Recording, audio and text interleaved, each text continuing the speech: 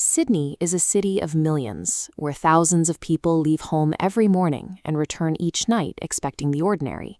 But in the early hours of a Wednesday morning, on a quiet residential road in Carlingford, that sense of predictability was lost. Jack Cheung was sitting in his car when a figure approached from the darkness. A gun was fired. Within moments, Cheung was dead. Emergency efforts failed to revive him at the scene. As police established a perimeter and homicide detectives arrived, the quiet of the suburb was replaced by the intensive machinery of a murder investigation.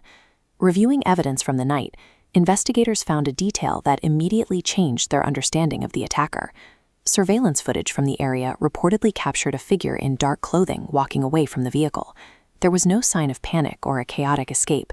The person appeared to move with total composure. For investigators, that composure points toward a calculated act rather than a spontaneous or random confrontation. It suggests a level of experience that forces detectives to look for a killer who was prepared for the moment. To determine if the victim had been targeted long before the trigger was pulled, detectives began a forensic search of his vehicle. This GPS tracking device was allegedly discovered under Cheung's car. It monitors movements in real time, logging travel history and daily routines. This suggests the killer had been mapping Cheung's routine to find the perfect moment for an ambush. The discovery of the tracker moved the investigation from a search for a motive to a search for the person who had been following his hidden life. While neighbors knew Cheung as a quiet and cordial man, New South Wales police confirmed he was already known to authorities, suggesting a history that extended far beyond his suburban doorstep. This indicates that the attacker bypassed the victim's public persona, using the data from the tracker to ensure the ambush was both unavoidable and fatal. The investigation took another turn when a claim of responsibility for the murder began to circulate within the criminal underworld.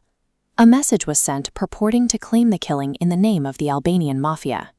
As this map illustrates, digital underworld claims are notoriously difficult to verify.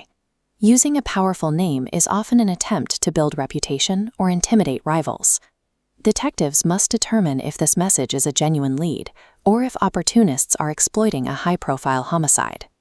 Confirming the source of the threat requires an exhaustive forensic audit of Cheung's finances, his encrypted communications, and his professional associates. Until a physical link is found, the message remains a piece of psychological warfare, leaving homicide detectives to find the evidence that connects the claim to the person who actually pulled the trigger. Investigating a planned assassination is a search for evidence that has been systematically erased. Professional hits are specifically designed to leave no trace. Killers often use stolen vehicles that are burned shortly after the crime, destroy burner phones, and wear clothing specifically chosen to hide their identity on camera. Within minutes of the shooting, an attacker can leave a quiet suburb and disappear into the heavy traffic of a city of millions. The Carlingford shooting has implications that extend far beyond the crime scene tape on North Rocks Road. The precision of the attack shows that the violent conflicts of the underworld are not always contained to industrial areas or known criminal circles. The motive for Jack Cheung's death remains buried. The digital evidence is still being analyzed, and still no suspect has been charged. The individual who waited in the dark and walked calmly away from the victim's home is still at large. The Carlingford ambush serves as a reminder that the mechanics of professional crime can operate anywhere. It proves that a quiet residential street can become the setting for a calculated execution, leaving a community to wonder who was watching and why.